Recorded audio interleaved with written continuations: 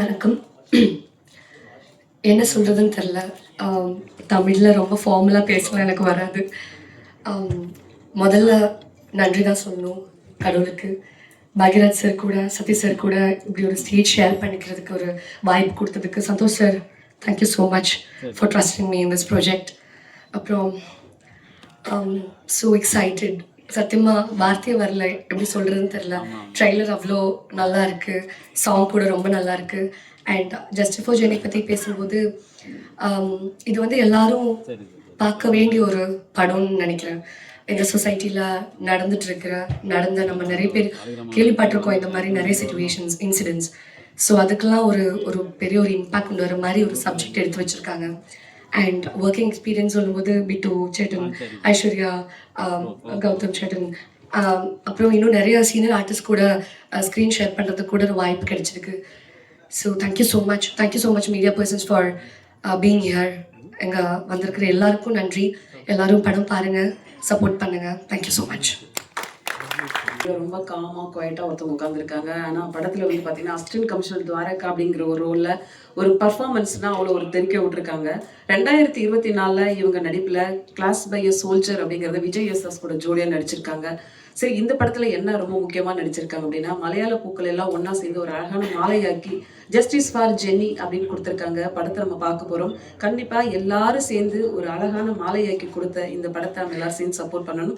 சமூகத்துக்கு ரொம்ப பொறுப்பான படமும் ரொம்ப அவசியமான படமும் கூட. படத்தின் இன்னொரு நாயகி ஐஸ்வர்யா அவர்களை பேச அழைக்கிறோம்.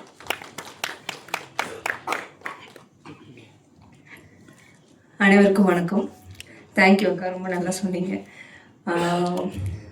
ஸோ சொல்லப்போனால் ரொம்ப வருஷம் இல்லை, 2 வருஷம் ரொம்ப வெயிட் பண்ணி இந்த ஒரு ஸ்டேஜ்க்காக அவ்வளோ நாள் வெயிட் பண்ணேன். ஸ்டேஜில் இருக்கக்கூடிய பாக்ய sir, Sathyaraj sir, Santhosh sir, Ashika, Bittu chettan, என் க்ரூ, மியூசிக் டைரக்டர் எல்லாருக்கும் ரொம்ப ரொம்ப நன்றி.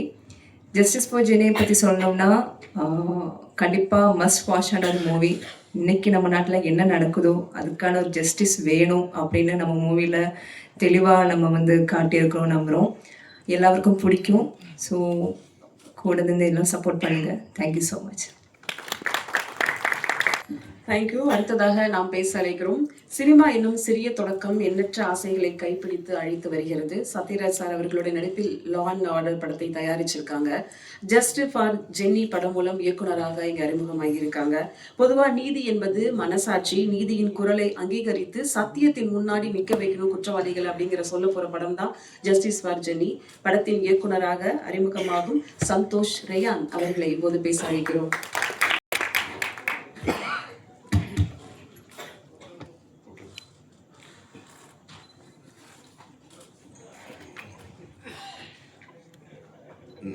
என்னை ஈன்ற என் தாய்க்கு என் முதல் வணக்கம். இங்கே வந்திருக்கும் அனைத்து ஊடக நண்பர்களுக்கும் என்னோட முதல் வணக்கம்.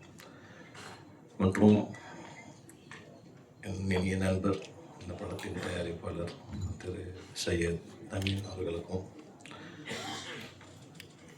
இந்த படத்தில் நான் என்ன நினைக்கிறேனோ அதை வந்து ஒரு விஷுவலாக காட்டுறதுக்கு என்னோட கண்ணா, இந்த படத்தோட கண்ணா இருந்த என்னோட கேமராமேன் வீரமணி அவருக்கும், நான் என்ன சீன் பண்ண போகிறேன், எனக்கு இதுக்கு என்ன பேக்ரவுண்ட் வேணும், இது எப்படின்னா நல்லா இருக்கும்னு சொல்லி எல்லாம் கூட இருந்து ஒன்றா பார்த்து செஞ்சு கொடுத்த என்னோட ஆர்ட் டைரக்டர் பாலாஜி அண்ணன் அவர்களுக்கும்,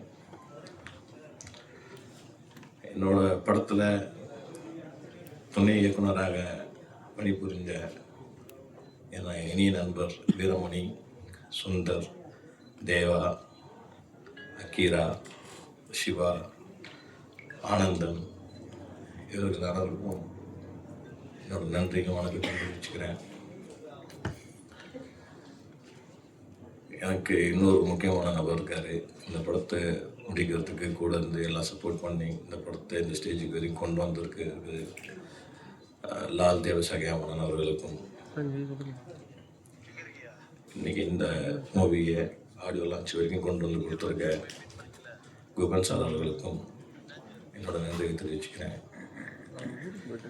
இந்த படம் நாங்கள் பிளான் பண்ணி ஸ்டார்ட் பண்ணும்போது இது எப்படி ஸ்டார்ட் பண்ண போகிறோம், எப்படி முடிக்க போகிறோன்ற ஒரு பயமும் குழப்பமும் இருந்துச்சு. ஸோ அந்த மாதிரி டைமில் எனக்கு கூட இருந்து ரொம்ப சப்போர்ட்டாக இருந்தவங்க சையத் சாரும் என்னோட அண்ணன் லால் தேவசாயம் சாரும். அதுக்கப்புறம் இந்த படத்தோட எக்ஸிக்யூட்டிவ் ப்ரொடியூசர்ஸான என் இனிய தம்பி சரவணனும் மசூதுக்கும் என்னோட நன்றியை தெரிவிச்சுக்கிறேன். இந்த படத்தில் ஆஷிகா அசோகன் அவங்க ஒரு லீடாக பண்ணியிருக்காங்க.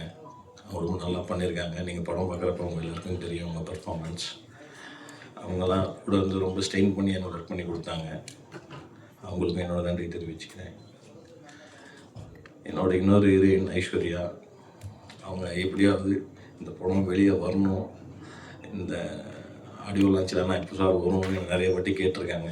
ஸோ இந்த ஆடியோ லான்ச் வரைக்கும் அவங்கள கொண்டு வந்து உட்கார வச்சு தான் அவங்களுக்கு ரொம்ப சந்தோஷம். அவங்க நேற்று கூட எனக்கு மெசேஜ் பண்ணியிருந்தாங்க, எனக்கு எல்லாம் கனவு மார்க் இருக்குது சார் அப்படின்னு. எல்லாம் கனவுலாம் இல்லைம்மா, நிஜமாக தான் நல்லா ஒர்க் பண்ணி கொடுத்தாங்க ஐஸ்வர்யா. அவங்களுக்கு என்னோட நன்றி தெரிவிச்சுக்கிறேன். இந்த படத்தோட வில்லன் சினன், அவருக்கு இது ஒரு ஃபஸ்ட்டு படம். ஆனால் அவருக்கு தெரியாது அவர் இவ்வளோ பெரிய ரோல் பண்ண போகிறாருன்னு தெரியாது. ஆனால் அவருக்கு நான் கதையும் ஒழுங்காக ஃபுல்லாக சொல்லலை, நான் சொல்கிறத மட்டும் செய்ப்பா அப்படின்னு மட்டும் தான் சொல்லியிருக்கேன். ரொம்ப கஷ்டப்பட்டு நடிச்சிருக்காரு சினன், ரொம்ப நன்றி சினன்.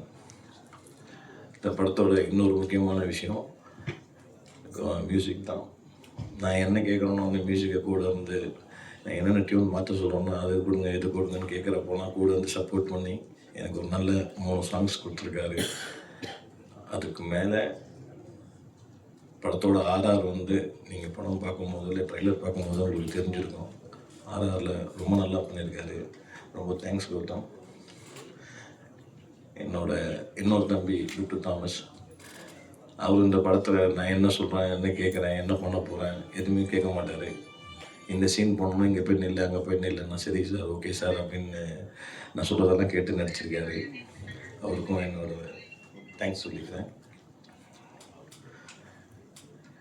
இந்தியாவின் சிறந்த ஸ்க்ரீன் பிளே ஜாம்பவான் என்று அழைக்கப்படும் பாக்யராஜ் சாருக்கு என்னோட நன்றி தெரிவிச்சுக்கிறேன். ஜேஎஸ்கே சதீஷ்குமார் சார், நான் கூப்பிட்ட உடனே ஏன் இதுக்கு என்ன விஷயம் என்ன டைம் அது மட்டும் சொல்லு நான் வந்துடுவேன் அப்படின்னு சொல்லி இங்கே வந்து உட்காந்துருக்காரு. சாருக்கும் என்னோட நன்றியை தெரிவிச்சுக்கிறேன். நீங்கள் எல்லோரும் இந்த படத்தை பாருங்கள். இந்த படம் வந்து ஜஸ்டிஸ் ஃபார் ஜெனி அப்படின்னு நான் எடுத்திருக்கேன். ஆனால் ஜஸ்டிஸ் ஃபார் அப்படின்ற ஒரு வார்த்தை ஒரு நாள் இல்லை, ஒரு வாரம் இல்லை, ஒரு மாதம் இல்லை, ஒரு வருஷம் இல்லை, நீங்கள் கண்டினியூவாக அந்த வார்த்தையை எல்லா மாநிலங்களையும் கேட்டுட்டு தான் இருக்கீங்க. இந்த மாதிரி இஷ்யூ நடந்துட்டு தான் இருக்குது. இந்த மாதிரி படங்கள் நிறைய வந்தாலுமே திரும்ப திரும்ப அந்த வாய்ஸ் நம்மளுக்கு கேட்டுட்டு தான் இருக்குது. இதில் வந்து என்ன ஒரு விஷயம்னா, இதில் வந்து நம்மளோட கவர்மெண்ட்டோ இல்லை நீதித்துறையோ காவல்துறையோ இது மட்டும் அந்த பிரச்சனையை சால்வ் பண்ணிடும் அப்படின்னு நம்ம நினைக்க முடியாது. இது ஒரு மனிதனோட தனிப்பட்ட ஒழுக்கம். அந்த ஒழுக்கம் கரெக்டாக இருந்தால் இவ்வளோ பிரச்சனைகள் நடக்காது. ஸோ டிசிப்ளின், செல்ஃப் டிசிப்ளின் வந்து எல்லாருக்கும் இருக்கணும். ஸோ இதெல்லாம் நான் இந்த படத்தில் சொல்லியிருக்கேன். அது இல்லாமல் இன்னும் நிறைய விஷயங்கள் நான் சொல்லியிருக்கேன். பெண்கள் பற்றி சொல்லியிருக்கேன். முக்கியமாக பெண் பிள்ளைகளை பெற்ற அனைத்து பேரண்ட்ஸும் இந்த படத்தை பார்க்கணும். அதே மாதிரி அனைத்து பெண்களுமே இந்த படத்தை பார்க்கணும்.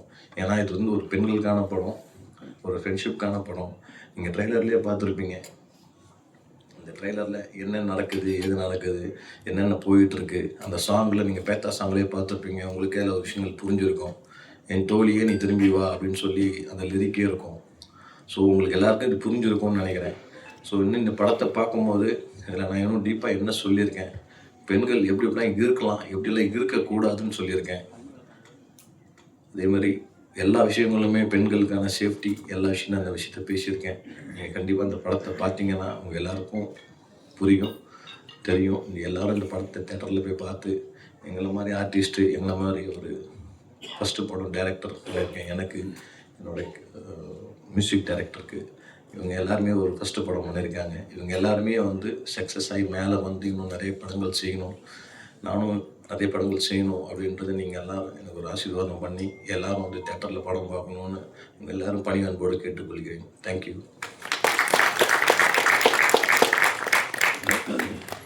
தேங்க்யூ, நன்றி. ரீசெண்ட்லி வெளிவந்த பிபி 150 படம் கூட பாக்கியராஜ் சார் ஒரு அழகான நடிப்பை கொடுத்துருந்தாங்க. அந்த படமும் பெண்களுக்கான பிரச்சனைகளை பற்றி பேசிச்சு. ரொம்ப நன்றி சார், அந்த மாதிரி படங்கள்ல நீங்கள் நடிச்சதுக்கு. அடுத்ததாக நாம் பேச அழைக்கிறோம். வானவில் தோன்றும் போது வானம் அழகாகிறது, நம்பிக்கை தோன்றும் போது வாழ்க்கை அழகாகிறது. இவரின் ஒவ்வொரு நம்பிக்கையும் அழகாகி அற்புதமாகி பேரதிசயமாகி சினிமாவில் வெற்றி பெற்று வலம் வரும் நடிகர், இயக்குனர், தயாரிப்பாளர் JSK சதீஷ்.